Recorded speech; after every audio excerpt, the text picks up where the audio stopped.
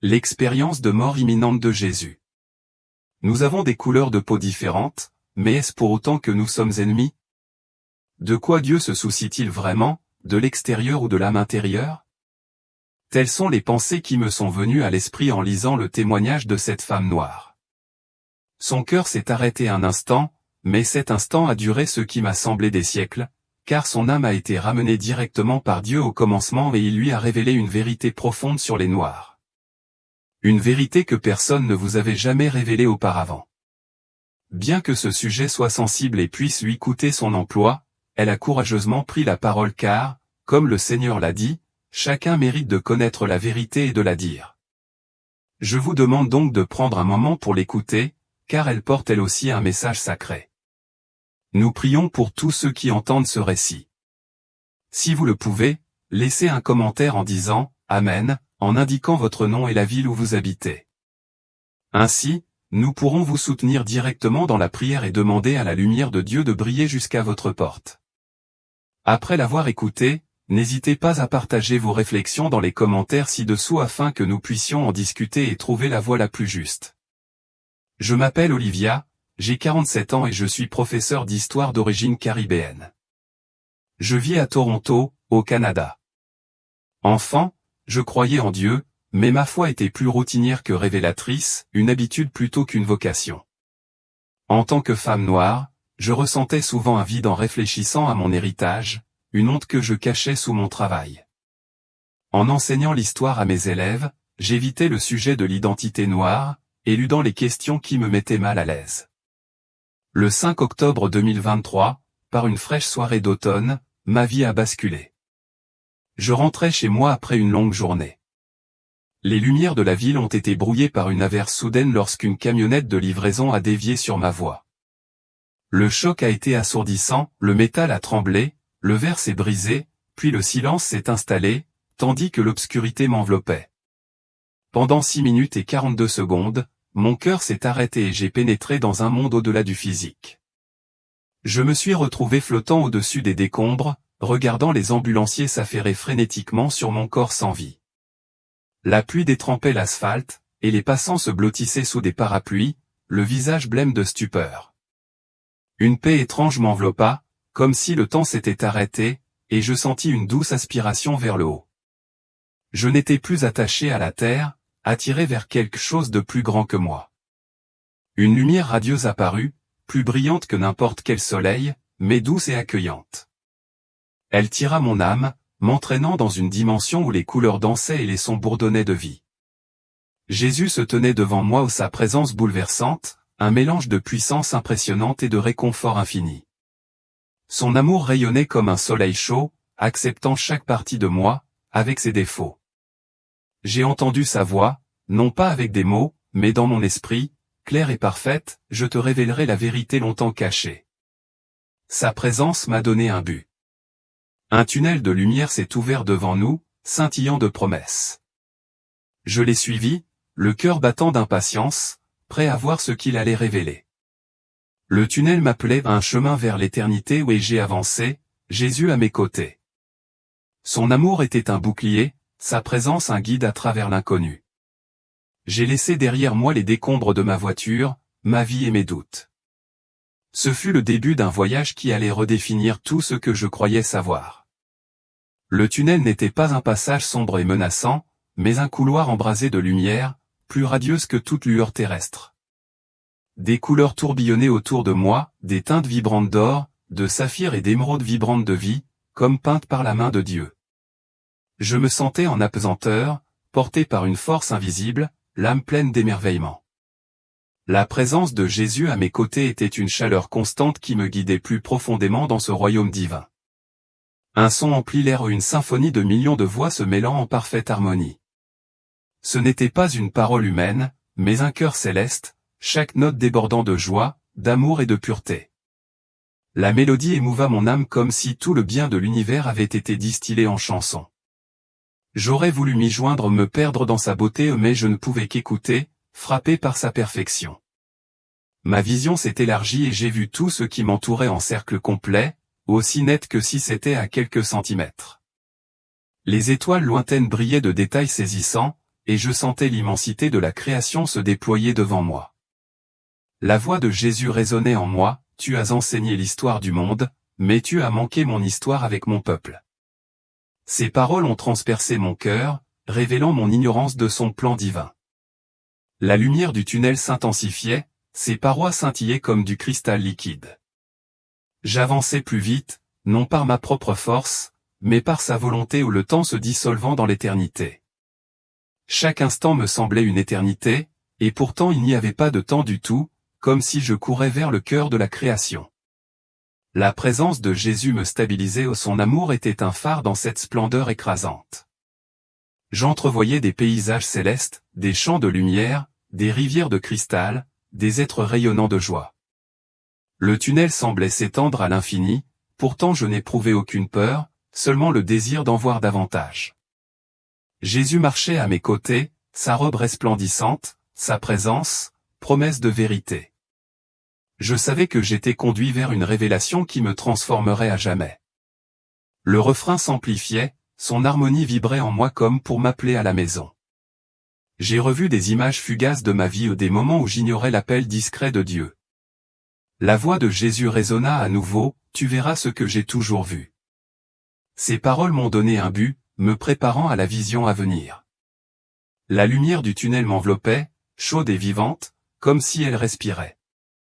J'ai senti que je quittais la terre au loin, entrant dans un royaume où la vérité divine régnait en maître. La présence de Jésus était mon ancre, son amour me guidait vers l'inconnu. Je me suis abandonné à son appel, prêt à être témoin du mystère caché qu'il allait dévoiler. À mesure que le bout du tunnel approchait, j'ai senti un changement, une intensité lumineuse accrue.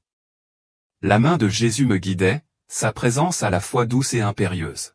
« Viens, Olivia, et découvre ma vérité, » dit-il, sa voix résonnant en mon âme. Je m'avançais dans la lumière, impatiente de découvrir les secrets qu'il allait me révéler. Jésus m'a guidé du tunnel radieux vers une vision d'une splendeur antique, où des cieux dorés baignaient de chaleur des villes vibrantes. Les communautés noires prospéraient, leurs membres, parés d'érudits, de guerriers et de prêtres, leur vie tissée d'un dessein divin. La voix de Jésus résonnait, claire et impérieuse. Ce sont mes élus, oubliés du monde mais jamais de moi. Ces paroles ont révélé une vérité qui a bouleversé mon âme, révélant un héritage que je ne connaissais pas. La scène s'est déplacée vers une ville nubienne animée, dont les rues regorgeaient d'artisans fabriquant des outils d'une précision étonnante. Des érudits se rassemblaient dans des cours ouvertes, leurs manuscrits remplis de connaissances en astronomie et en médecine qui surpassaient leur époque. Jésus marchait parmi eux, sa présence rayonnante, affirmant leur lien sacré avec Dieu. Il a fait référence au psaume 68, 31. Des princes sortiront d'Égypte, l'Éthiopie étendra bientôt ses mains vers Dieu. Expliquer que ces nations étaient ointes de sagesse divine pour le glorifier. Des temples s'élevaient devant moi, où des prêtres noirs élevaient la voix pour l'adorer, leur chant s'harmonisant avec le cœur céleste. Leur foi était pure, leur dévotion un phare de la gloire de Dieu. Les yeux de Jésus brillaient de fierté lorsqu'il parlait. C'était leur début, non pas des chaînes, mais de l'honneur. Ces paroles ont brisé les mensonges que j'avais répandus, remplaçant la honte par la crainte pour l'héritage de mon peuple. Cette vision m'a transporté dans l'Israël antique, où des hommes et des femmes noirs siégeaient dans des conseils sacrés, leur autorité étant enracinée dans l'appel de Dieu. Jésus se tenait à leur côté, bénissant leur travail de témoin de sa vérité. Il a cité Ésaïe 43, 10. « Vous êtes mes témoins, dit le Seigneur. » Montrant comment ils ont porté sa lumière à travers les générations. Leur foi a perduré pendant l'exil, témoignant de l'alliance indéfectible de Dieu. Le temps a filé, révélant les horreurs de la traite transatlantique des esclaves, où leur gloire a été ensevelie sous la souffrance. Le visage de Jésus est devenu solennel, sa voix lourde de tristesse. L'ennemi a cherché à effacer leur identité, mais je ne les ai jamais oubliés. Il m'a expliqué comment leur contribution était cachée, leur histoire réécrite pour diminuer leur vocation divine. La vérité de leur résilience brûlait dans mon cœur un feu de restauration. J'ai vu des marchés animés par des guérisseurs noirs, leurs remèdes puisés dans la création divine, guérissant corps et âme. Jésus marchait parmi eux, sa présence confirmant leurs dons. Ils étaient mes érudits, mes guerriers, mes prêtres, a-t-il déclaré, faisant écho à Actes 17h26, toutes les nations sont issues d'un seul sang, unies dans son dessein. Leur savoir était un don divin destiné à refléter sa gloire. La vision montrait des communautés déchirées par les chaînes, mais leur héritage spirituel subsistait dans des prières murmurées et des chants codés.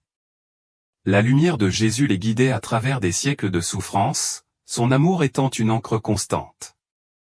J'ai toujours été avec eux, dit-il d'une voix promettant la rédemption.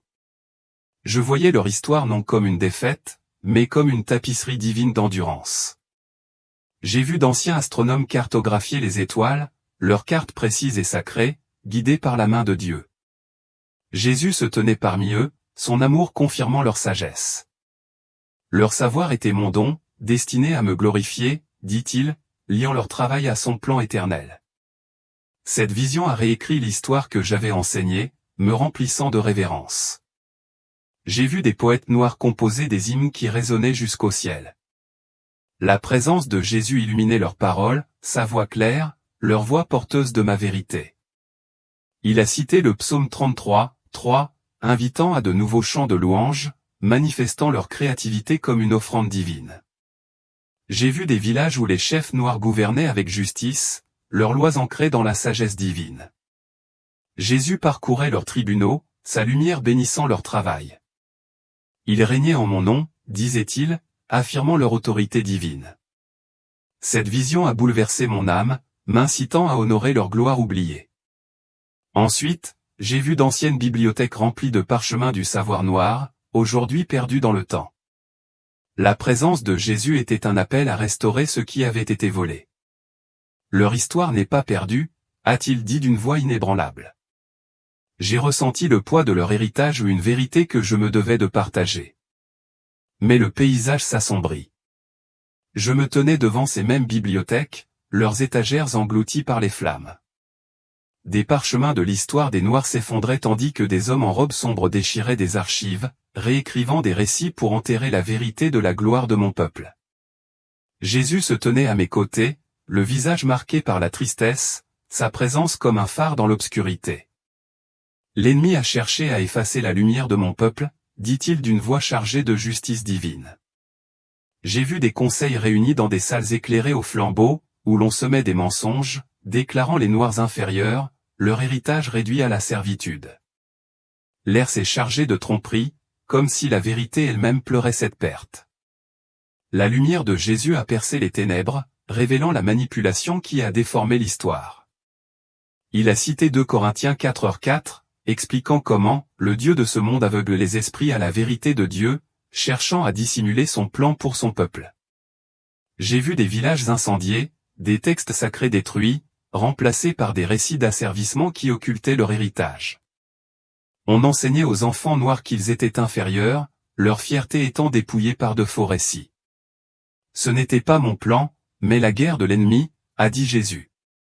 Ces paroles révélaient un combat spirituel mené pour obscurcir le dessein de Dieu. J'ai vu les puissances coloniales se partager l'Afrique, leur cupidité étouffant les chants de son peuple. Jésus a traversé le chaos, sa robe vierge de tout mensonge, sa présence témoignait d'une vérité durable.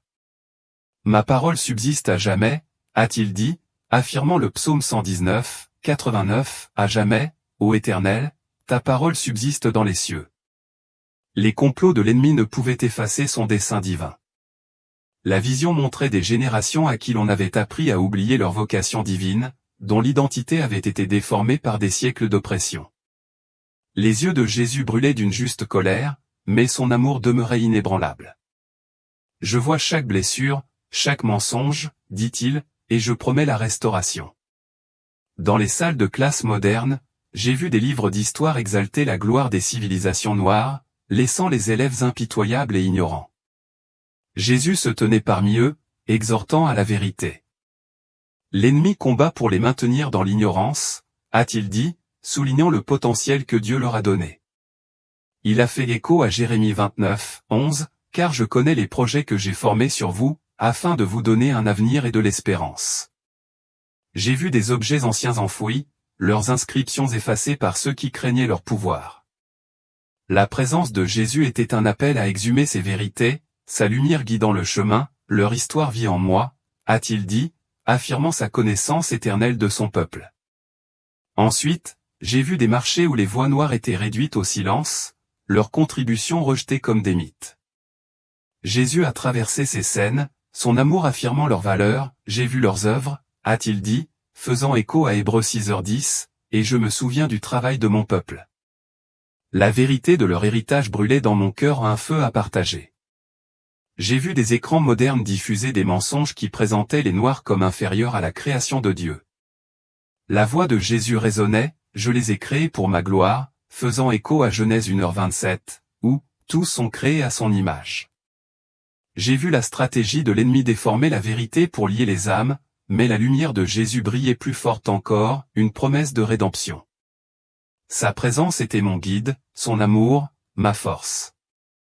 Dis ce que tu as vu, m'ordonnait-il. Sa voix était un appel à l'action. Je savais que je devais dénoncer ses mensonges pour proclamer sa vérité, quel qu'en soit le prix.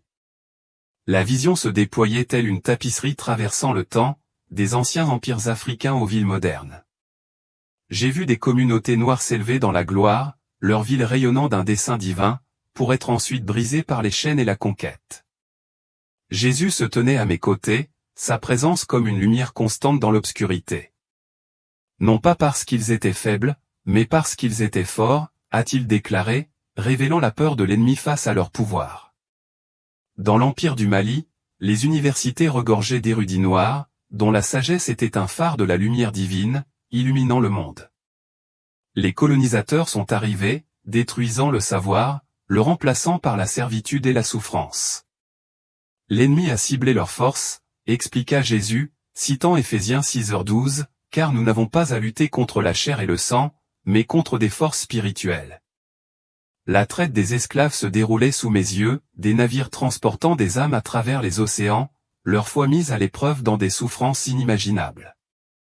Jésus marchait parmi eux, son amour soutenant leur esprit dans les nuits les plus sombres. Je ne les ai jamais quittés, a-t-il dit, affirmant Romains 8h35, rien ne peut nous séparer de son amour. Leur résilience chantait des spirituals dans les cales des navires témoignait de sa présence. J'ai vu les puissances coloniales diviser des familles, les privant de nom, de langue et d'héritage. Les yeux de Jésus brûlaient de tristesse, mais sa voix était ferme, leur identité est en moi.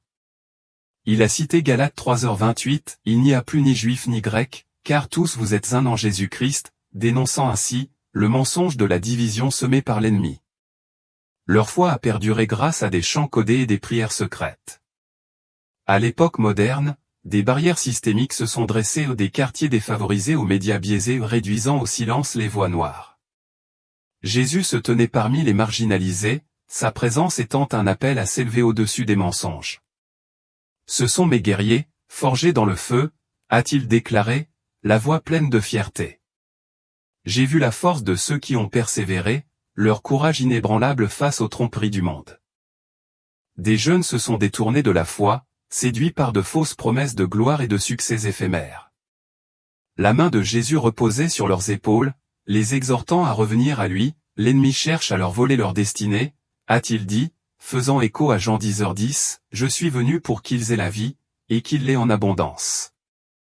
J'ai ressenti un besoin urgent de restaurer leur vocation divine, de réveiller leur véritable identité. J'ai vu des communautés fracturées par des politiques qui profitaient de leur souffrance, mais des lueurs d'espoir ont brillé, la présence de Jésus était constante, son amour un phare dans l'obscurité. J'ai des projets pour eux, des projets de bien, a-t-il dit, affirmant Jérémie 29:11, un avenir rempli d'espoir. Leur héritage attendait d'être reconquis, un héritage de force divine. La vision montrait d'anciens rois, leur couronne resplendissante de l'autorité divine, aujourd'hui oubliée par l'histoire. Jésus marchait parmi eux, sa lumière affirmant leur règne. Il régnait en mon nom, dit-il, faisant écho au psaume 72:11, là où tous les rois se prosternent devant lui. J'ai vu leur héritage un appel à s'élever au-dessus de l'oppression et j'ai été témoin de marchés où les artisans noirs étaient autrefois célébrés, aujourd'hui oubliés. La voix de Jésus résonna, leurs œuvres m'ont glorifié. Il fit référence à Colossiens 3h23, exhortant chacun à œuvrer de tout son cœur pour le Seigneur. Leur contribution était une offrande divine en attente de restauration. Malgré la persistance des cycles d'oppression, la vérité de Jésus maintenait fermement la promesse de la rédemption. Sa lumière illumina leur chemin, les appelant à se relever. Dites-leur qui ils sont, ordonna-t-il, sa voix me guidant. Je savais que je devais briser ces cycles pour proclamer leur héritage divin. Cette vision a révélé des églises des grandes cathédrales aux humbles chapelles où les voix noires étaient réduites au silence, leurs dons ignorés. Les pasteurs ont ignoré leur leadership, les bancs ont ignoré leurs cris et les systèmes ont déchiré les familles pour le profit. Jésus se tenait parmi eux, le visage lourd de chagrin, sa présence comme un appel à la repentance. Mon épouse a rejeté mon élu, a-t-il dit, exhortant l'Église à revenir à lui. J'ai vu des familles noires divisées, des enfants pris en otage par des systèmes qui profitaient de leur souffrance. Jésus parcourait leurs maisons, sa lumière apaisant leurs blessures, son amour inébranlable. Je vois leurs larmes, dit-il, faisant écho au psaume 56, 8, où Dieu inscrit chaque larme dans son livre. Sa promesse de restauration transparaissait dans les ténèbres du rejet. De jeunes hommes et femmes noirs couraient après des plaisirs éphémères, perdus dans un monde de médias sociaux et de divertissement. Jésus se tenait devant eux, sa lumière révélant la vacuité de leurs aspirations. Ils recherchent l'inassouvissement, dit-il, citant Ésaïe 55, 2, les exhortant à chercher en moi le véritable accomplissement. Leur potentiel restait atténué, mais non anéanti, par les distractions du monde. Les églises prêchaient la prospérité et le confort, ignorant l'héritage spirituel des croyants noirs. La présence de Jésus était une réprimande, sa voix claire et perçante, « Mon royaume n'est pas de ce monde », disait-il, faisant référence à Matthieu 6h33. Il les appelait à rechercher sa justice par-dessus tout. J'ai ressenti le poids de leur rejet, aspirant à voir leur foi restaurée. J'ai vu des jeunes noirs dans les rues, leur foi noyée par le bruit et la tromperie. Jésus marchait parmi eux, son amour ne se laissant pas décourager par leurs errances, sa présence un appel au retour. Ils sont à moi, a-t-il dit, affirmant une Pierre 2h9, une génération élue et un sacerdoce royal. Leur identité divine attendait d'être reconquise, une étincelle prête à s'allumer. La vision montrait des communautés fracturées par des systèmes qui profitaient de la division. Pourtant, la lumière de Jésus brillait à travers les fissures. Il se tenait au milieu d'eux, sa présence étant un appel à l'unité et à la guérison. « Je n'ai pas oublié mon peuple », disait-il, d'une voix ferme et pleine de promesses. J'ai vu l'échec de l'Église, mais aussi son plan de renouveau. Les familles priaient en secret, leur foi étant une rébellion silencieuse contre le rejet et le désespoir. La main de Jésus bénissait leurs efforts, son amour leur force dans l'ombre. Leurs prières parviennent à mon trône, a-t-il dit, faisant écho à Hébreux 4h16, les invitant à s'approcher de ma grâce avec assurance. Je savais que leur voix s'élèverait à nouveau, si seulement l'Église les écoutait. J'ai vu des églises où les dirigeants noirs étaient mis à l'écart, leurs dons jugés indignes. La présence de Jésus était un défi, sa voix était ferme, je les ai choisis pour ma gloire, a-t-il dit, faisant référence à Actes 10h34, démontrant l'impartialité de Dieu et appelant chacun à son service. Cette vision a touché mon cœur, me poussant à parler au nom de ceux qui étaient ignorés. De petits rassemblements ont vu le jour où les croyants noirs se sont rassemblés pour prier, défiant le rejet. Jésus se tenait parmi eux, sa lumière amplifiant leur foi.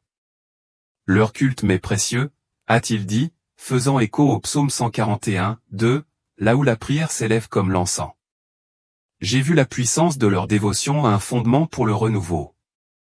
Les scènes s'estompèrent, mais l'appel à l'action de Jésus brillait de mille feux, son regard empli d'urgence. Dites à mon Église de les accueillir, ordonna-t-il, sa voix étant mon mandat. Je ressentais le poids de sa mission, prête à proclamer sa vérité.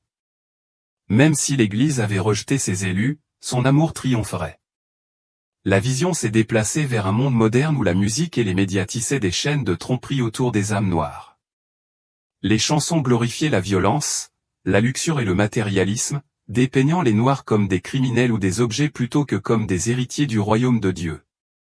Jésus se tenait au milieu d'eux, sa présence révélant les mensonges qui les enchaînaient. L'ennemi utilise leurs dons contre eux, a-t-il déclaré, révélant une guerre spirituelle menée à travers la culture. Des clips vidéo défilaient sur les écrans, leurs images dégradant la dignité des Noirs et les privant de leur identité divine. Les yeux de Jésus brûlaient de tristesse, mais son amour demeurait inébranlable. « Mon peuple n'est pas ce que le monde décrit, disait-il, faisant écho au psaume 139, 14, car nous sommes une créature si merveilleuse. » L'ennemi détournait leur créativité, transformant les chants de louange en instruments de destruction. Les jeunes enfants noirs ont absorbé ces mensonges, leur héritage étant remplacé par des stéréotypes qui ont érodé leur fierté. Jésus marchait parmi eux, sa lumière offrant la vérité au milieu du bruit de la tromperie. « Je leur ai donné des voix pour me louer », a-t-il dit, désignant les dons que Dieu leur avait donnés et destinés à être adorés. Dans les salles de classe, les manuels d'histoire omettaient les contributions des Noirs, laissant les jeunes déracinés et déconnectés de leur héritage. Jésus se tenait à leur côté, sa présence étant un appel au souvenir. « Leur histoire est la mienne », a-t-il dit, confirmant Acte 17h26, où toutes les nations sont unies dans son plan. J'ai ressenti l'urgence de restaurer leur véritable histoire et de reconquérir leur héritage divin. Les médias ont présenté les hommes noirs comme des menaces et les femmes noires comme des êtres jetables, étouffant leur vocation divine sous des mensonges incessants. La voix de Jésus a brisé cette illusion, « Je les ai créés pour ma gloire », a-t-il déclaré, faisant référence à Ésaïe 43, 7, montrant leur rôle dans son royaume, un rôle que l'ennemi cherchait à étouffer. J'ai vu la stratégie de cette attaque spirituelle, utiliser le divertissement pour usurper leur identité. Les réseaux sociaux ont amplifié la tromperie, attirant les jeunes avec des promesses de célébrité et de plaisirs éphémères. La présence de Jésus était un phare les appelant à la vérité, son amour inébranlable. « Cherchez-moi, et vous trouverez la vie », a-t-il dit, faisant écho à Matthieu 7h7, là où ceux qui le cherchent trouvent sa vérité. J'avais hâte de les voir retrouver leur voix pour sa louange. J'ai vu des studios de musique où les chants de rébellion remplaçaient les hymnes d'adoration, enchaînant les âmes dans des chaînes mensongères. Jésus se tenait parmi les artistes, sa lumière révélant la vacuité de leur travail. Leur voix était destinée à mon royaume, a-t-il dit, affirmant Colossiens 3h16, que la parole de Christ habite parmi vous abondamment. Instruisez-vous et exhortez-vous les uns les autres en toute sagesse, chantant des psaumes, des hymnes et des cantiques spirituels, chantant à Dieu de tout votre cœur sous l'inspiration de la grâce. J'ai vu la puissance de leurs dons, attendant d'être redirigés vers sa gloire. La vision révélait un monde conçu pour distraire, mais l'amour de Jésus était implacable, sa présence perçant les ténèbres. Leurs chants s'élèveront de nouveau, promettait-il, sa voix pleine d'espoir pour leur rédemption. Je savais que je devais les avertir de l'arme de l'ennemi et les aider à restaurer leur véritable chant. J'ai vu des jeunes danser sur des rythmes qui glorifiaient la destruction, inconscients de leur vocation divine. La voix de Jésus résonnait, je leur ai donné le rythme pour ma louange, faisant référence au psaume 150, 3-4, appelant à des instruments et à la danse pour l'honorer. J'ai ressenti l'urgence de réorienter leurs dons pour briser les chaînes de l'ennemi. Les mensonges de la musique et des médias ont disparu devant la vérité de Jésus, sa présence étant mon guide à travers le chaos. Dis-leur de chanter pour moi, a-t-il ordonné, sa voix illuminant ma mission. J'ai ressenti le poids de son appel, prêt à proclamer sa vérité à un monde trompé. Les chaînes de l'ennemi se briseraient et son peuple se lèverait pour l'adorer. La vision s'est éclaircie, révélant des étincelles de renouveau enflammant les communautés noires du monde entier.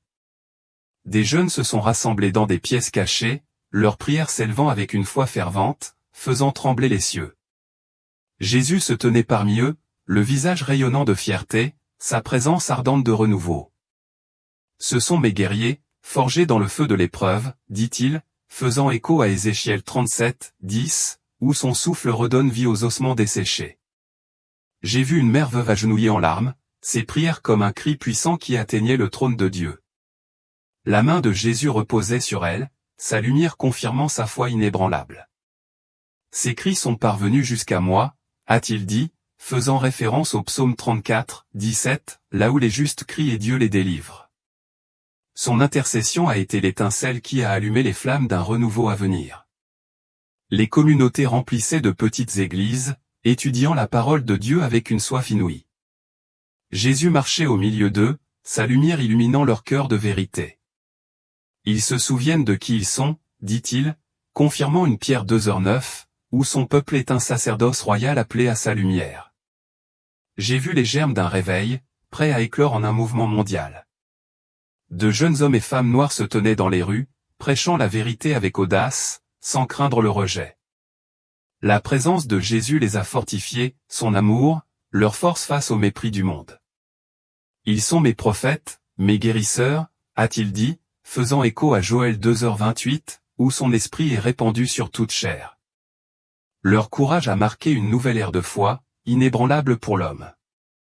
Des familles autrefois brisées ont été restaurées, leurs foyers se sont remplis d'adoration, leurs voix s'élevant en harmonie. Jésus se tenait à leur porte, sa lumière guérissant les blessures de division et de douleur. J'ai vu la puissance de sa restauration unir les générations en son nom. La vision montrait de jeunes noirs rejetant les mensonges du monde, embrassant leur identité divine avec une conviction inébranlable. Les yeux de Jésus brillaient de joie, sa voix claire et triomphante. Il s'élève par ma puissance, dit-il, désignant Apocalypse 5h10, où son peuple règne en roi et prêtre dans son royaume.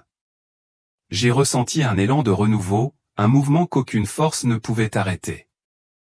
Des miracles se sont déroulés devant moi, guérison du corps et de l'âme, réconciliation familiale, et paroles prophétiques jaillissant comme des fleuves.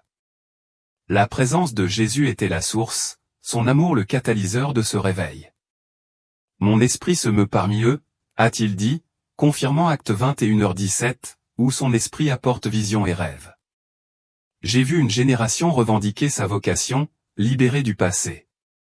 De petits rassemblements se sont transformés en mouvements mondiaux, des églises remplies de cultes, des rues animées de témoignages. La voix de Jésus résonnait, nul ne peut arrêter ce que j'ai ordonné, faisant écho à Ésaïe 55:11, où son dessein prévaut, irrésistiblement atteint par la main de l'homme. Je savais que ce réveil était son plan, et je devais le proclamer au monde. J'ai vu des communautés se réapproprier leur héritage, leur prière ébranler les fondements de la tromperie. Jésus se tenait parmi elles, sa lumière amplifiant leur foi. Leur adoration est une arme, a-t-il dit, faisant référence au psaume 149:6, où la louange est une épée entre ses mains. J'ai perçu la puissance de leur renouveau, une force capable de remodeler l'histoire. Avant la fin de la vision, Jésus m'a regardé, les yeux emplis d'une détermination et d'une urgence profonde. Tu as des pieds. Va leur dire, m'a-t-il ordonné, sa voix comme un appel clair à l'action. J'aspirais à rester en sa présence, mais sa mission était claire, brûlante dans mon âme. Je porterai cette vision du renouveau, la proclamant à un monde qui a besoin de sa vérité. La vision s'assombrit, révélant un monde assiégé non par l'épée ou le feu, mais par une tromperie subtile et insidieuse. Un nouveau système émergea, récompensant le conformisme par la richesse et le confort, tout en punissant la foi par l'isolement et la perte. Jésus se tenait au-dessus du chaos, le visage résolu, sa présence, un phare de vérité. C'est l'assaut final de l'ennemi, dit-il, annonçant la bataille spirituelle à venir. J'ai vu des pasteurs prêcher de faux évangiles, leurs paroles plaisant aux foules mais dénuées de la vérité divine. Ils parlent pour eux-mêmes, et non pour moi, a-t-il dit, faisant écho à 2 Timothée 4h3, où chacun cherche des enseignants qui répondent à ses désirs. L'Église a vacillé, mais sa vérité est restée ferme, inébranlable face aux échecs humains. Le système offrait facilité, acceptation et prospérité, mais exigeait comme prix le rejet de la foi. Jésus marchait parmi les tentés, sa voix les appelant au bord de la destruction. L'ennemi ne vient pas avec violence, mais avec consolation, avertissait-il, confirmant Matthieu 24h24, où les faux Christ trompent même les élus. J'ai compris le danger de choisir la facilité temporaire plutôt que la vérité éternelle. L'humanité s'est divisée en 2 camps, ceux qui défendaient la vérité, confrontés à la perte mais protégés par la main de Dieu, et ceux qui acceptaient les mensonges du monde, séduits par ses promesses. Le regard de Jésus brûlait de justice, mais son amour s'étendait aux perdus. Mes fidèles seront gardés, a-t-il dit, faisant référence à Jean 17h15, où il prie pour être protégé du malin. J'ai ressenti le poids du choix ou une décision qui allait façonner l'éternité. Les fidèles étaient confrontés à l'isolement, leurs emplois et leurs voix étant spoliés par un système qui haïssait la vérité. Jésus se tenait à leur côté, sa présence leur bouclier, son amour leur force. Je suis leur force, a-t-il dit, faisant écho à Ésaïe 41, 10, promettant de soutenir les siens dans les moments d'épreuve. J'ai vu des miracles les soutenir, leur foi témoigner de sa puissance. Ceux qui avaient choisi le confort s'enfonçaient encore plus loin, le cœur endurci par l'attrait de la tromperie. La voix de Jésus s'éleva, pressante et claire, revenez à moi pendant qu'il en est temps. Ces paroles reflétaient Apocalypse 3h20, où il se tient à la porte et frappe, cherchant ceux qui l'entendront. J'avais envie de les avertir, de les tirer de l'abîme. J'ai vu des communautés séduites par les promesses du système, leur foi érodée par la commodité. La présence de Jésus était un appel à l'éveil, sa lumière révélant la vacuité de leur choix. Mon royaume offre la vraie vie, a-t-il dit, confirmant Jean 10h10, où je donne la vie en abondance. J'ai été témoin du contraste entre les mensonges du monde et sa vérité éternelle. La vision montrait un monde au bord du gouffre, mais la lumière de Jésus brillait plus forte encore, promesse d'une victoire ultime. Sa présence était inébranlable, son amour un appel constant à la rédemption. Ma vérité triomphera, dit-il, confirmant Daniel 7h14, où son royaume demeure éternellement. Je savais que le combat était le sien, mais l'appel à tenir bon était le mien. Le système ennemi se renforçait, son influence s'étendait comme une ombre, mais la puissance de Jésus était plus grande. Sa voix résonnait dans le chaos, dis-leur de me choisir. Je ressentais l'urgence de son commandement, prêt à proclamer son avertissement à un monde trompé. La bataille finale se profilait, et je devais préparer les cœurs à sa vérité. La vision s'est estompée et la voix de Jésus s'est faite plus claire, sa présence emplissant mon âme d'un sens profond. Cherche-moi comme jamais auparavant, a-t-il dit, ses paroles étant un commandement de vivre pleinement pour lui. Il m'a exhorté à lire sa parole, à prier sans cesse et à enseigner la vérité aux enfants avant que les mensonges du monde ne s'installent. J'ai vu son visage rayonner d'amour, m'appelant à l'action. Il m'a expliqué 1 Thessaloniciens 5h17, prier sans cesse, montrant la prière comme un lien vital avec sa présence. Sa voix était pressante, son amour m'incitait à agir. N'ayez pas peur, ne vous taisez pas, a-t-il dit, faisant écho à Josué 1h9, m'invitant à la force et au courage. J'ai senti sa force m'envahir, prête à affronter le monde. J'ai vu des familles rassemblées autour de Bible, leur foi comme un bouclier contre la tromperie. Jésus se tenait parmi eux, sa lumière guidant leur chemin, enseigne-leur ma vérité, a-t-il dit, confirmant Deutéronome 6h7, d'enseigner ses commandements avec diligence. Je savais que je devais partager cet appel pour préparer les cœurs à son retour. La vision montrait un monde distrait, mais la voix de Jésus perçait le vacarme, soyez vigilants, attachez-vous à moi, ordonna-t-il, faisant écho à une Pierre 5h8, qui mettait en garde contre les machinations de l'ennemi. Sa présence était mon ancre, m'incitant à tenir bon. Je ressentais le poids de sa mission, un appel à réveiller ceux qui dormaient. Je me suis réveillé à l'hôpital, les moniteurs sonnant, les médecins s'émerveillant de ma survie. La voix de Jésus résonnait, tu ne dois pas convaincre, seulement témoigner. Ces paroles faisaient écho à Acte 18, faisant de moi son témoin. Je savais que je devais partager cette vision pour avertir le monde avant qu'il ne soit trop tard. J'ai parlé à ma famille, les yeux écarquillés, tandis que je leur racontais les révélations de Jésus. Sa vérité brûlait dans mon cœur, me poussant à agir. Dites-leur que je viens, avait-il dit, sa voix me guidant. J'ai partagé son message, sans me laisser décourager par le doute ou la peur. Debout devant mon église, ma voix portait le poids de l'éternité. Préparez-vous maintenant, car le temps est court, ai-je insisté, faisant écho à son appel. J'ai vu certains se détourner, mais d'autres ont écouté, le cœur ému par la vérité. La vision du renouveau noir, du combat contre l'ennemi et du retour de Jésus a nourri ma mission. Sa voix a résonné, parlé. Et certains ont entendu. J'ai partagé sa vérité en ligne, dans les salles de classe, dans la rue, sachant que des vies en dépendaient. Le monde avait besoin de son avertissement, et j'étais son messager. Je me suis réveillé au parfum stérile de l'antiseptique et au bip des moniteurs. Une infirmière a eu un sursaut en voyant mes yeux s'ouvrir. J'étais resté inconsciente près de 12 heures après mon arrêt cardiaque. Les médecins ont parlé de miracle. Je savais que ce n'était pas le cas. J'étais mort, j'avais vu l'éternité, et maintenant j'étais revenu non pas par désir, mais parce que Jésus m'avait envoyé avec une mission. Durant les jours paisibles de ma convalescence, je me suis retrouvé à tout écrire, les visions, les paroles, les écritures que Jésus m'avait montrées. J'ai souvent pleuré, non pas de douleur, mais de l'insoutenable beauté de ce que j'avais vu et du poids de ce que je portais désormais. Chaque mot que j'écrivais brûlait dans mes os, trop sacré pour être caché, trop urgent pour être différé. J'ai commencé doucement. J'en ai parlé à ma sœur, puis à mon pasteur, puis au groupe d'études bibliques. Les réactions ont été mitigées, certains ont pleuré, d'autres sont restés muets de stupeur, d'autres ont poliment hoché la tête et n'ont plus jamais reparlé. Mais j'ai continué à parler, car Jésus avait dit, « Tu ne dois pas convaincre, mais seulement témoigner ». J'ai commencé à enregistrer mon témoignage en ligne. La première vidéo a à peine atteint 100 de vues. Mais la troisième, où je racontais la vision d'anciens rois noirs au service de Dieu, est devenue virale.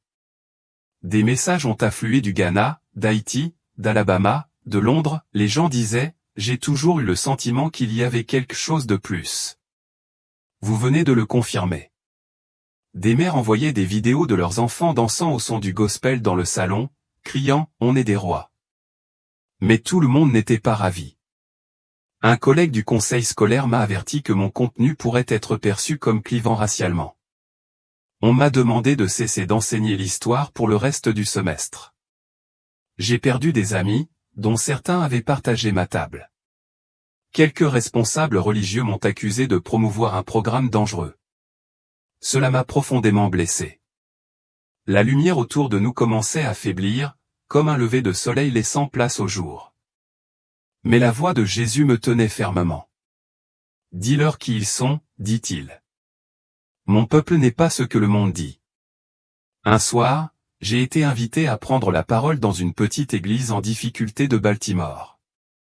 Leur groupe de jeunes s'était réduit à 3. À la fin du culte, 20 adolescents se sont présentés, pleurant, se repentant, racontant des paroles de rap, des cigarettes électroniques et des identités brisées. L'un d'eux, Isaïe, un jeune homme de 17 ans, m'a confié plus tard, « Je pensais que Dieu ne se souciait pas de nous. Maintenant, je sais qu'il m'a créé pour quelque chose de saint. » Ce soir-là, alors que je priais au sous-sol de l'église, la voix de Jésus est revenue non pas comme un tonnerre, mais comme un murmure, les graines ont été plantées. Certaines germeront rapidement, d'autres par le feu, mais ma parole ne reviendra pas sans effet.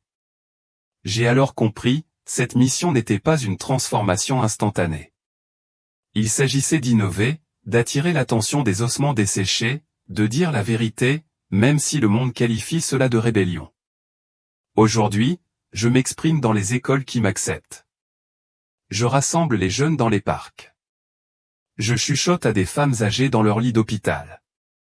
Je partage en ligne, dans le métro, au-dessus des comptoirs de cuisine. Chaque fois que je le fais, je sens Jésus à mes côtés, non pas parce que je suis forte, mais parce qu'il est fidèle.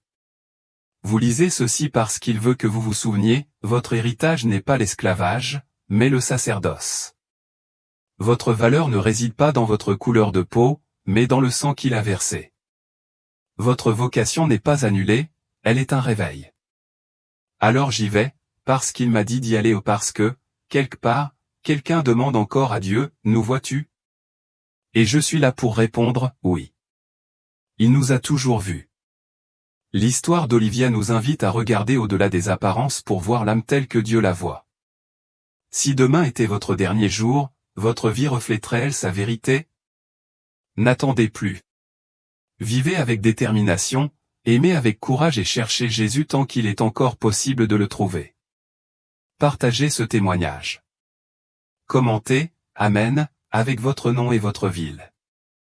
Joignez-vous à nous dans la prière en attendant le prochain chapitre du plan divin. Je m'appelle Elia, un garçon noir de 12 ans vivant dans le sud de Chicago. Ayant grandi dans ce quartier, j'ai vite compris que le monde était injuste.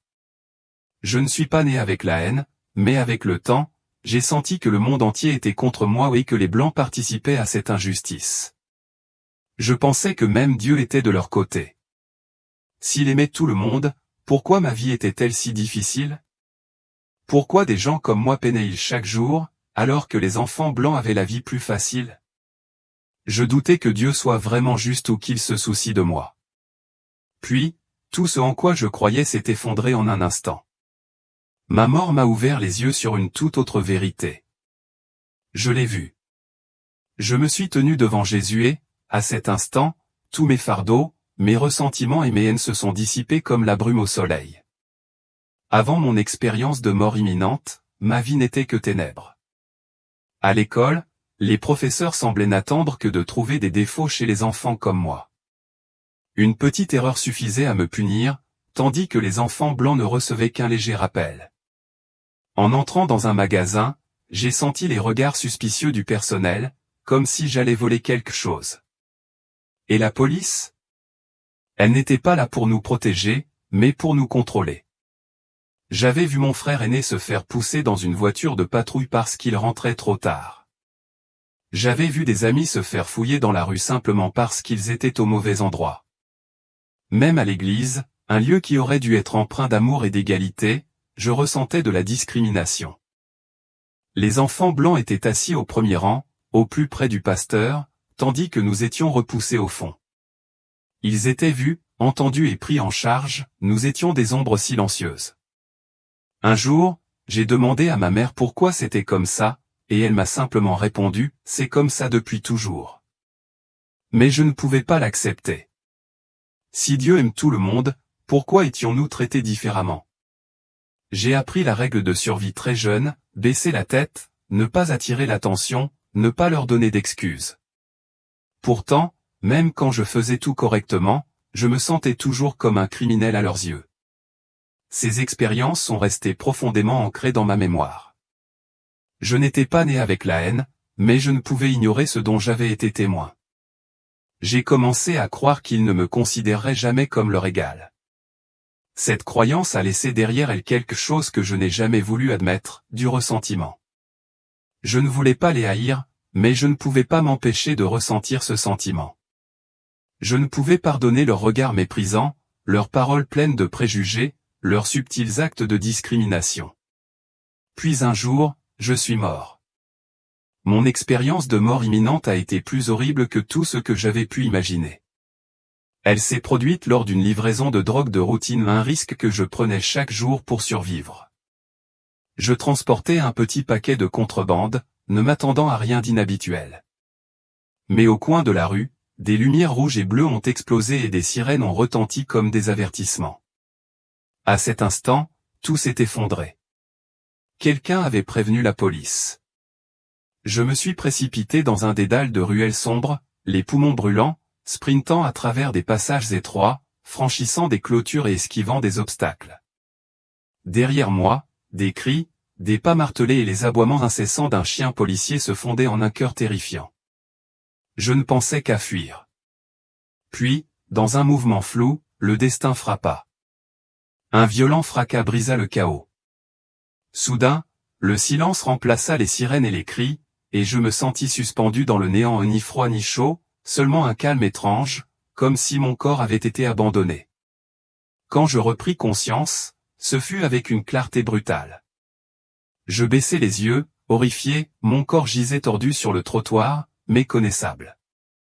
Une foule s'était rassemblée, haletant et écoutant des appels téléphoniques frénétiques. Un cri désespéré retentit, Ellie. C'était ma mère, la voix éraillée par la terreur, tandis qu'elle se frayait un chemin à travers les spectateurs. J'aurais voulu tendre la main, mais ma voix avait disparu et mes mains étaient comme des volutes de fumée. Dans cet instant suspendu entre la vie et la mort, une question profonde m'a saisi, étais-je vraiment parti? Flottant dans ce vide, j'ai senti le temps ralentir jusqu'à ce qu'une lumière apparaisse, différente des phares clignotants des ambulances. Cette lumière pulsait avec chaleur et douceur, m'invitant à avancer. Puis il émergea de la lueur. À cet instant, je sus que j'étais face à quelque chose de bien au-delà du monde terrestre. Sa robe scintillait comme une lumière tissée, et ses yeux débordaient d'un amour si immense qu'il fit trembler mon âme. Je restai figé, bouleversé par la prise de conscience que j'avais longtemps cru qu'il était absent, qu'il m'avait abandonné, ma famille et les rues difficiles que j'avais parcourues autrefois. Pourtant, il était là, incarnation de la compassion et de la miséricorde. Une honte accablante m'envahit au souvenir de chaque faux pas, m'être détourné de la grâce, maudire son nom par désespoir, tout risquer dans un monde de contrebande, trahir une mère qui avait tout sacrifié pour moi. À cet instant, je me suis senti totalement indigne. Les larmes brouillèrent ma vision tandis que je m'écroulais à genoux, non pas par peur, mais par reconnaissance de mon véritable état. Un lourd silence s'abattit jusqu'à ce qu'il prononce doucement mon nom, Élie. Ce seul mot résonna au plus profond de moi, réveillant des émotions longtemps réprimées. D'une voix à peine plus forte qu'un murmure, j'ai réussi à dire « Je ne mérite pas d'être ici ». Il s'est approché, m'enveloppant d'une chaleur qui était plus qu'une étreinte. « Tu as toujours été à moi », a-t-il dit calmement, ces mots brisant doucement les murs construits par des années de rejet et de douleur. À cet instant, chaque ricanement et chaque moment de désespoir se sont dissipés, remplacés par la vérité indéniable, je n'étais pas oublié et jamais vraiment seul. Le poids des années et la lutte incessante contre un monde qui me voyait comme une criminelle s'est effondré. Mes épaules tremblaient tandis que les larmes coulaient à flots, lavant le chagrin accumulé. J'ai alors compris que chaque cicatrice, chaque erreur, m'avait conduit à cette rencontre de la rédemption.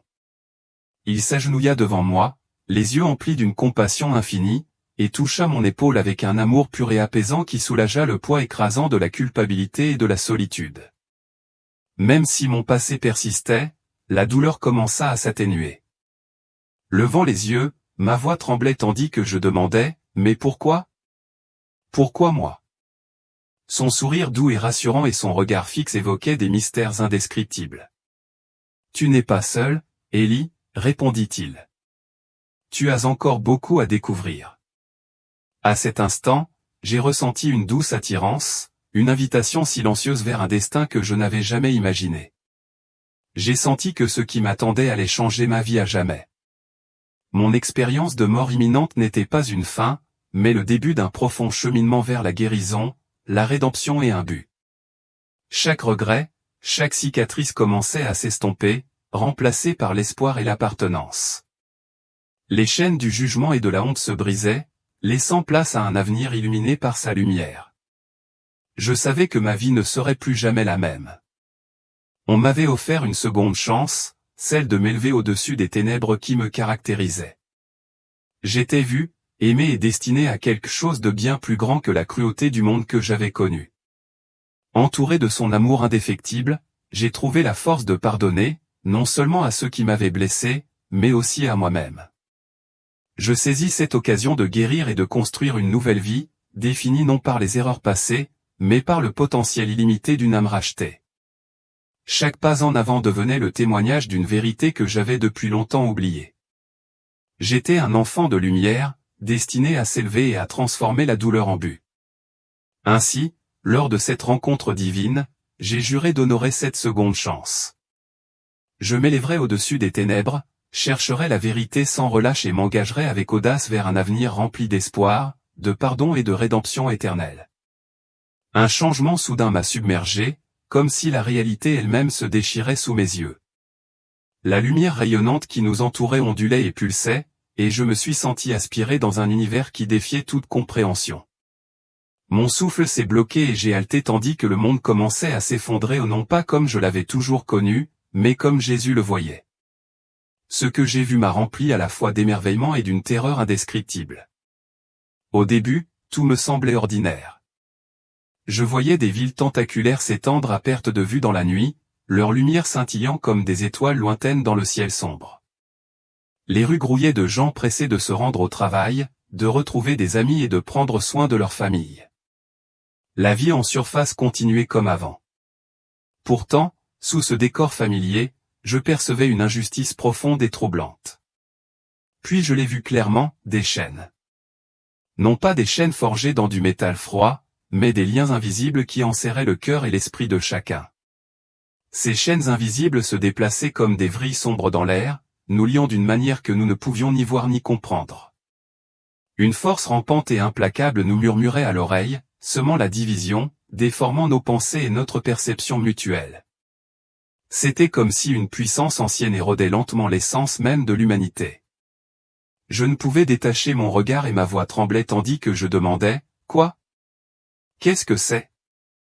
En réponse, Jésus leva la main et soudain, j'entendis clairement les murmures. L'air s'épaissit sous leur présence, comme si les murmures s'infiltraient dans tous les recoins de l'existence, rues animées, maisons silencieuses, lieux de travail animés. Ils n'étaient pas bruyants, et ils n'avaient pas besoin de l'être.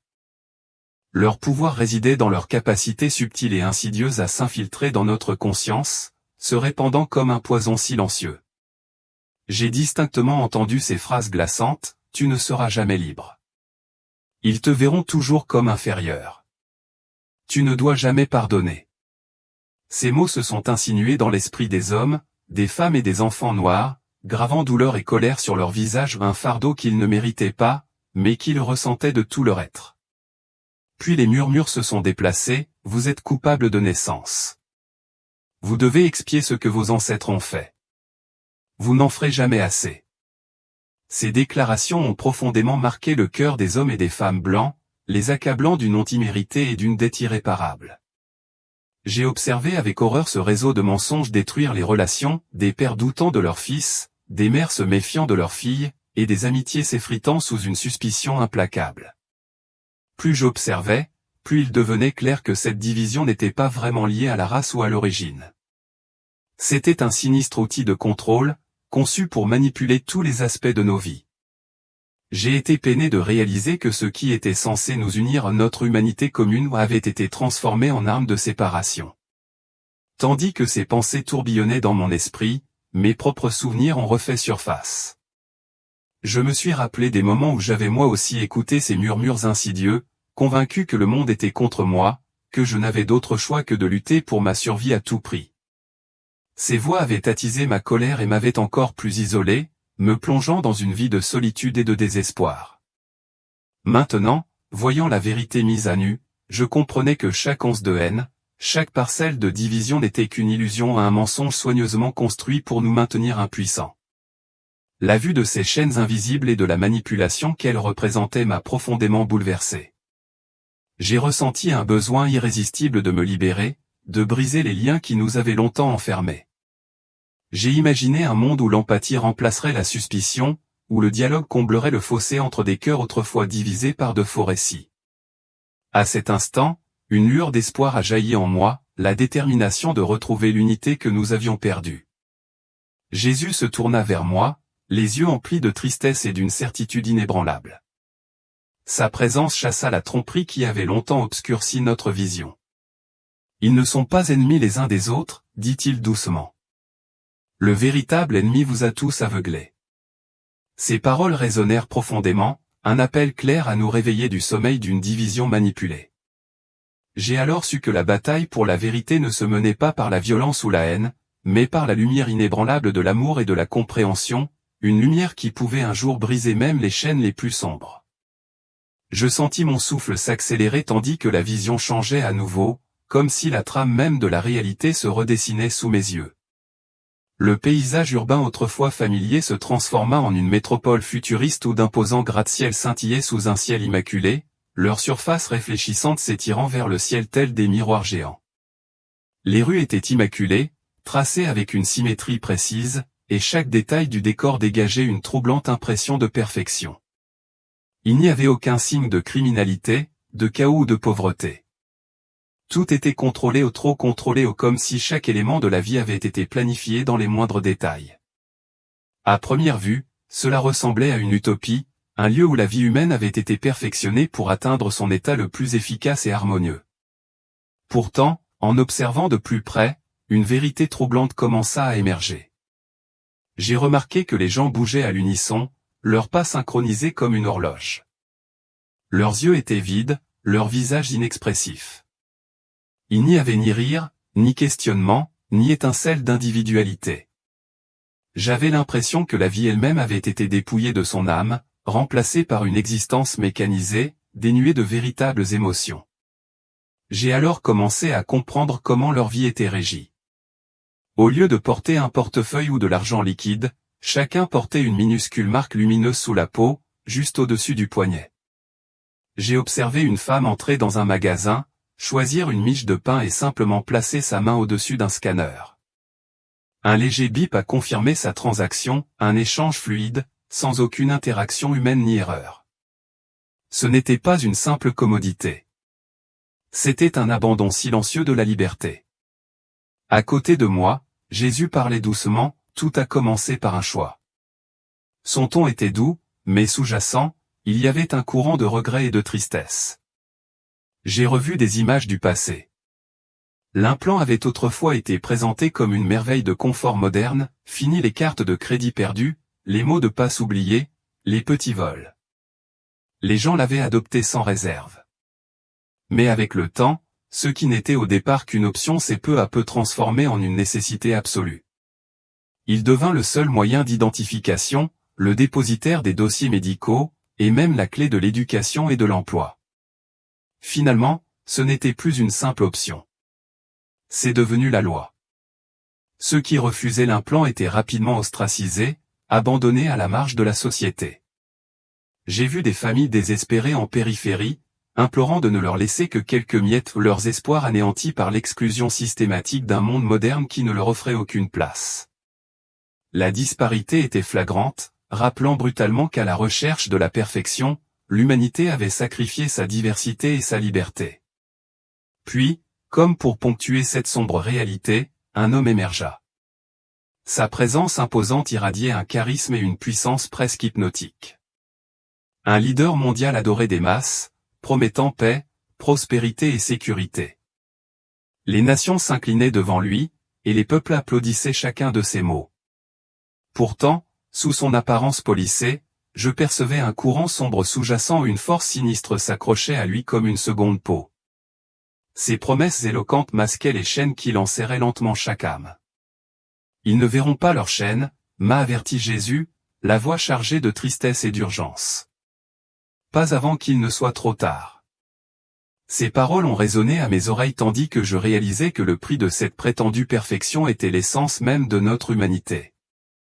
Cette vision m'a laissé avec la compréhension profondément troublante que la voie du contrôle était pavée de l'abandon de l'individualité et que, même sous la lumière la plus vive, les ombres de l'oppression se cachaient, attendant de reconquérir la liberté qui nous définissait autrefois. J'ai regardé le monde tourner en rond, complètement aveugle à sa propre chute imminente.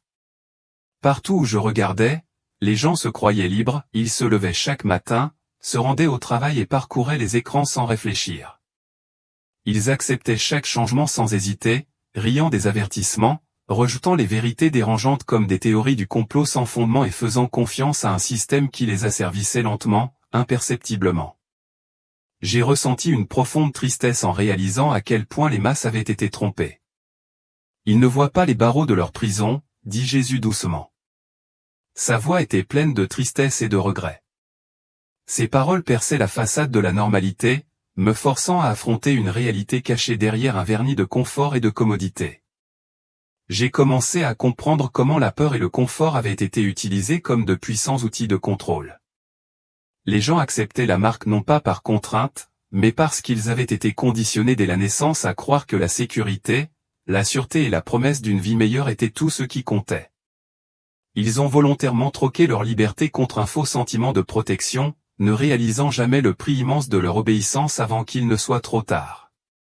Puis, au milieu de cette mer d'acceptation passive, je les ai aperçus, un petit groupe rebelle, dispersé à travers le monde. Ces individus, bien que dépourvus de pouvoir, d'argent ou d'influence, portaient en eux une flamme inébranlable. La société avait rejeté nombre d'entre eux. Ils étaient moqués et stigmatisés comme des parias. Contraints de vivre dans la clandestinité et le secret, ils étaient devenus les gardiens silencieux de la vérité. leur détermination brillait comme un phare dans l'obscurité écrasante de l'ignorance. Ceux-là, déclara Jésus, le doigt pointé vers eux avec conviction, sont mes guerriers. Mon cœur battait fort en observant de plus près ces âmes résolues. Elles ne combattaient ni avec des épées ni avec des fusils, mais avec quelque chose de bien plus puissant, la vérité. Au sein d'une société noyée dans ses propres illusions, elles s'exprimaient avec audace. Même menacées de museler leur voix, elles résistaient aux forces oppressives de toute leur force, refusant de s'incliner, même lorsque le monde semblait déterminé à les écraser. J'ai observé avec émerveillement le simple fait de dire la vérité faire trembler et reculer les ténèbres, comme brûlées par un feu auquel elles ne pouvaient résister. À chaque fois que quelqu'un écoutait et s'éveillait, je voyais les chaînes invisibles qui les avaient si longtemps liés se briser et tomber. Une douce lumière rayonnante commençait à se répandre, repoussant les ombres qui avaient si longtemps enveloppé nos cœurs. Ils ne le savent pas encore, dit Jésus, le regard féroce et puissant, mais ces quelques-uns ébranleront les fondements mêmes du monde. À cet instant profond, j'ai compris que malgré le conformisme et l'ignorance accablant, l'espoir brûlait encore au cœur de ces quelques âmes courageuses. Leur courage, leur engagement indéfectible envers la vérité, était l'étincelle qui pouvait déclencher une révolution ou une révolution qui, un jour, nous libérerait tous des chaînes de la tromperie et du contrôle. En réfléchissant à cette révélation, une vague de détermination s'est emparée de moi. J'ai compris que j'avais moi aussi un rôle à jouer dans ce drame libérateur en cours. Je me suis souvenu des innombrables nuits passées à lutter contre le désespoir, des jours où le poids de mes propres erreurs me semblait insupportable. Pourtant, je comprenais désormais que mon passé ne me définissait pas, il n'était qu'un tremplin vers un but plus élevé. Les murmures des opprimés ou les cris silencieux des oubliés résonnaient dans mon esprit, m'incitant à m'exprimer, à partager la lumière de la vérité avec les autres. J'imaginais un avenir où le dialogue remplacerait la division, où l'empathie triompherait de la peur et où chacun retrouverait la liberté qui lui revenait de droit. Dans cette vision, j'ai vu les germes d'une société nouvelle, une société fondée non sur le contrôle et le conformisme, mais sur l'amour, la compréhension et un esprit de résistance inflexible. Le chemin à parcourir serait semé d'embûches, mais l'étincelle du changement était indéniable, grandissant à chaque cœur éveillé. Et à cet instant, j'ai su qu'ensemble, même les plus petites voix pouvaient former un cœur puissant, capable de briser les murs de l'oppression et d'annoncer une nouvelle ère pour l'humanité. Ma poitrine se serra en réalisant tout ce que j'avais vu, tout ce que j'avais ressenti. Mon monde avait basculé en quelques instants. Il n'y a pas si longtemps, je fuyais la police, convaincu que la vie n'avait aucun sens. Et maintenant, je voyais la vérité se mettre à nu. Mon cœur battait fort en plongeant mon regard dans les yeux compatissants de Jésus, et je ne pouvais m'empêcher de me demander, « Seigneur, comment puis-je les aider? Comment peuvent-ils voir ?» Je me sentais insignifiant, un simple enfant des rues qui avait commis des erreurs, un gamin qui avait trafiqué de la drogue. Pourtant, j'étais là, investi d'une vérité si vaste que son poids faillit m'écraser. Le monde autour de moi était perdu, aveugle aux chaînes qui l'enchaînaient. Comment, avec tous mes défauts, pouvais-je réveiller des gens si profondément ancrés dans leur fausse liberté? Jésus posa une main ferme mais douce sur mon épaule. Son contact était à la fois réconfortant et autoritaire. « Tu dois leur dire », dit-il d'une voix résolue et inébranlable. « Certains écouteront, d'autres non, mais ceux qui sont à moi entendront ma voix et connaîtront la vérité. » Ces paroles résonnèrent en moi, réveillant des sentiments que j'avais longtemps enfouis sous des couches de culpabilité et de désespoir. J'avalais difficilement ma salive, l'énormité de la tâche me pesant. M'écouterait-il seulement? Ma mère, mes amis, même ma communauté, aucun d'entre eux ne s'écoutait vraiment. Et moi, un garçon qu'on avait qualifié de cause perdue, attendu pour porter un message d'espoir et de vérité. Malgré mes doutes, le regard inébranlable de Jésus a renforcé mon courage. « Parle, Élie. La vérité doit être dite », m'a-t-il exhorté. Et à cet instant, j'ai ressenti un frémissement intérieur ou une force que je n'avais jamais rencontrée. Soudain, une présence puissante m'a enveloppé. C'était comme si une force invisible s'était enroulée autour de mon âme, une attraction, un commandement, un appel auquel je ne pouvais résister. J'ai su instantanément ce qui se passait, j'étais renvoyé. La panique m'a envahi. Non, ai-je haleté, la voix tremblante, tandis que je m'accrochais désespérément à la lumière rayonnante et à la présence de Jésus. Je ne supportais pas l'idée de retourner dans ce monde brisé, dans la douleur et le désespoir sans fin qui me hantaient depuis si longtemps. S'il te plaît, Seigneur, ne me renvoie pas. Je ne veux pas te quitter, ai-je crié, la voix éraillée par le désespoir. Le sourire de Jésus était doux, mais son regard exprimait un sérieux qui transperçait ma peur. Ton heure n'est pas encore venue, m'assura-t-il. Lentement, la lumière éclatante qui avait autrefois réchauffé mon âme commença à s'estomper. Les sentiments accablants d'amour, de chaleur et de paix commencèrent à s'estomper, remplacés par une terreur profonde. Je criai, non, je t'en prie, je ne peux pas rentrer. Pas sans toi. Mais tandis que le monde autour de moi s'effondrait dans une obscurité totale, un poids écrasant pesait sur ma poitrine. J'avais l'impression d'être coincé dans quelque chose de trop petit, de trop faible, une prison de douleur. Une douleur aiguë et brûlante me déchira les côtes, et un bruit assourdissant explosa à mes oreilles. Puis, au milieu de cette obscurité insupportable, je poussai un soupir désespéré. L'air inondait mes poumons et mes yeux s'ouvrirent brusquement sous la lumière crue des néons. Mon corps était en feu, chaque nerf semblait hurler d'agonie. J'entendais le bip incessant des machines, les cris chaotiques des voix et les sanglots angoissés de ma mère. J'étais de retour. J'étais de retour. Mais je savais au fond de moi que rien ne serait plus jamais comme avant. Quand je haletais, j'avais l'impression d'être arraché d'un monde à un autre. Ma poitrine palpitait de douleur et mes poumons brûlaient. L'espace d'un instant, je me suis demandé si j'étais vraiment en vie. Les lumières crues et aveuglantes au-dessus de moi étaient artificielles et froides, rien à voir avec la lueur radieuse et chaleureuse que je venais de quitter. Autour de moi, le chaos régnait, les machines bipaient, les pas se pressaient et les voix se chevauchaient pour créer une symphonie dissonante. Mais au milieu de ce tumulte, je ne ressentais qu'un vide accablant. Je n'étais plus en sa présence. Puis, une voix familière, rauque et désespérée, perça le vacarme, « Élie, mon bébé. Oh mon Dieu, Élie. » Les pleurs de ma mère percèrent mon inconscient. J'ai tourné la tête avec difficulté, chaque mouvement me faisant palpiter le crâne. Elle était là, serrant ma main fermement, des larmes ruisselant sur son visage tandis qu'elle pressait son front contre mes jointures. J'aurais voulu tout lui dire que je l'avais vu, que j'avais été avec Jésus, mais ma gorge était sèche, mes lèvres gerçaient, et tout ce qui en sortit fut un murmure, « Maman, je l'ai vu. » Elle releva brusquement la tête, ses yeux gonflés scrutant les miens avec incrédulité. « Quoi? Qu'est-ce que tu racontes? » demanda-t-elle. « J'ai vu Jésus, » insistai-je, ma voix à peine audible au milieu du brouhaha stérile de l'hôpital. Un étrange silence s'abattit sur la pièce. Les infirmières échangèrent des regards inquiets tandis que le médecin marmonnait des signes vitaux impossibles, comme s'il cherchait à rationaliser un miracle. Le visage de ma mère s'adoucit, passant du soulagement à une inquiétude prudente. « Chérie, tu as traversé tant d'épreuves. Tu t'es cogné la tête violemment. Tu as été absente presque 5 minutes.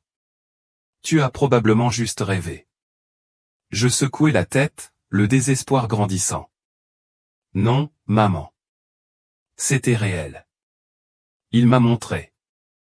Il m'a tout montré. » Les souvenirs revinrent en mémoire, des visions de chaînes de tromperie, des fausses promesses de l'ennemi et du lent et insidieux asservissement technologique qui s'emparait du monde.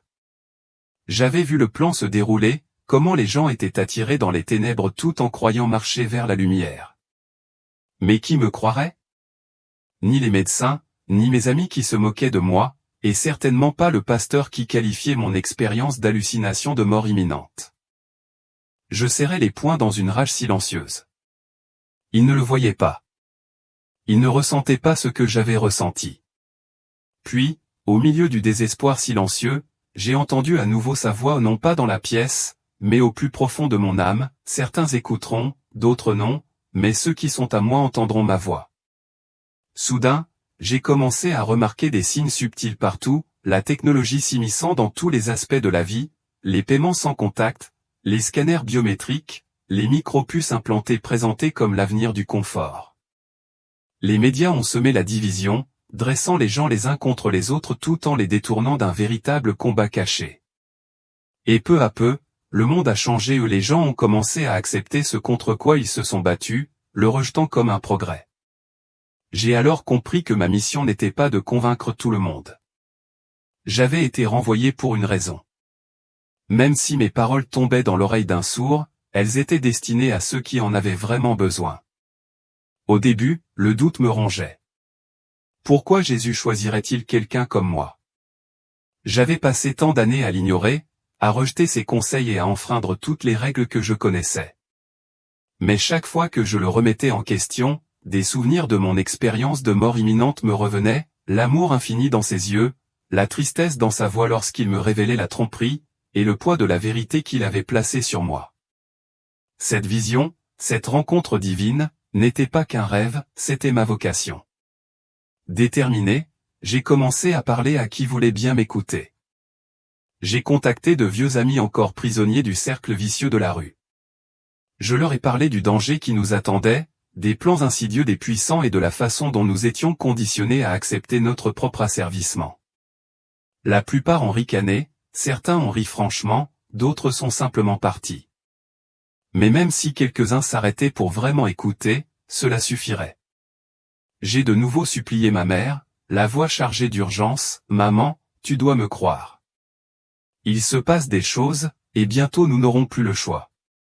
Tu dois me faire confiance. » Avec un regard triste et une douce caresse, elle m'a rassuré, « Bébé, j'ai confiance en toi. Concentre-toi sur ton rétablissement. » Mais il ne s'agissait pas seulement de guérison, mais d'éveil. J'ai commencé à noter tout ce que j'avais vu, chaque avertissement, chaque prophétie, chaque détail que Jésus m'avait confié. Si le monde n'écoutait pas maintenant, peut-être qu'un jour, lorsque les signes seraient indéniables, il se souviendrait de mes paroles. Alors que les gouvernements imposaient l'identification numérique et que l'argent liquide disparaissait, et que l'intelligence artificielle s'immisçait dans chaque décision, je savais que la bataille pour la vérité ne faisait que commencer. Ma mission n'était pas d'imposer la vérité au monde, mais de semer les graines de la conscience. Car ceux qui lui appartiennent véritablement entendront toujours sa voix et avec le temps, ils comprendront. Je n'étais plus le garçon effrayé qui avait fui la police cette nuit-là. J'avais été choisi, et rien ni l'incrédulité, ni la moquerie, sans aucun doute ne pouvaient faire taire la vérité que je portais désormais en moi. Si vous lisez ces mots, comprenez ceci, ce n'est pas une coïncidence. Il n'y a pas de coïncidence dans un monde où les forces spirituelles sont en guerre. Chaque instant, chaque décision, chaque parcelle de vérité que vous rencontrez est une invitation à un appel à choisir entre la tromperie et la réalité, entre la cécité et la vue, entre l'obscurité et la lumière. En cet instant même, vous vous trouvez à la croisée des chemins. Deux choix s'offrent à vous. Vous pouvez poursuivre sur la voie que le monde vous a tracée, celle du confort, du conformisme et de l'obéissance aveugle. Vous pouvez croire ce qu'on vous dit, que tout est sous contrôle, que la technologie n'est là que pour vous aider, que la division est naturelle, que la morale est fluide, que la vérité est relative. Vous pouvez faire confiance aux promesses des gouvernements, des entreprises et des dirigeants qui prétendent avoir vos intérêts à cœur. Vous pouvez fermer les yeux sur les signaux d'alarme, en vous persuadant que ceux qui tirent la sonnette d'alarme sont simplement paranoïaques. Vous pouvez continuer d'avancer, pas à pas, jusqu'au jour où vous vous réveillerez et réaliserez que vous n'êtes plus libre mais alors, il sera trop tard. Ou vous pouvez vous réveiller. Vous pouvez reconnaître la tromperie qui se déroule sous vos yeux. Vous pouvez voir les chaînes invisibles qui pèsent sur l'humanité, des chaînes de contrôle déguisées en commodité, des chaînes d'esclavage déguisées en sécurité. Vous pouvez comprendre que le monde n'évolue pas seulement, mais qu'il est manipulé, façonné selon une prédiction ancienne. Vous pouvez réaliser qu'il ne s'agit pas de race, de politique ou de pouvoir, il s'agit d'une bataille pour votre âme. Et à cet instant, vous pouvez faire le seul choix qui compte vraiment, vous tourner vers Jésus-Christ.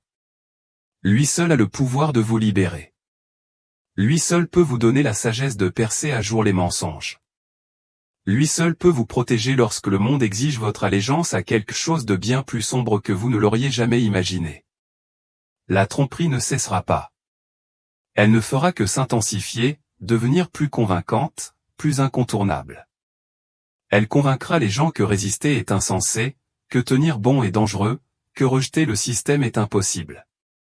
Elle conduira le monde à adorer un faux sauveur, à accepter des chaînes invisibles, à embrasser la destruction déguisée en salut. Mais ceux qui lui appartiennent, ceux qui connaissent sa voix, ne seront pas trompés. Ils resteront dans la lumière, même si les ténèbres consument tout autour d'eux. Ils résisteront quand le monde leur ordonnera de s'incliner. Ils refuseront la facilité, quel qu'en soit le prix. La question est maintenant, quel chemin allez-vous emprunter? Si ce message vous interpelle, n'oubliez pas d'aimer cette vidéo et de vous abonner à notre chaîne. Votre soutien nous permet de continuer à partager ces histoires fortes et de créer un espace de conversation ouvert et sincère. Cliquez sur la cloche de notification pour être informé de nos nouveaux contenus. Ensemble, explorons l'invisible, célébrons le miraculeux et inspirons-nous les uns les autres à vivre avec amour, foi et vérité.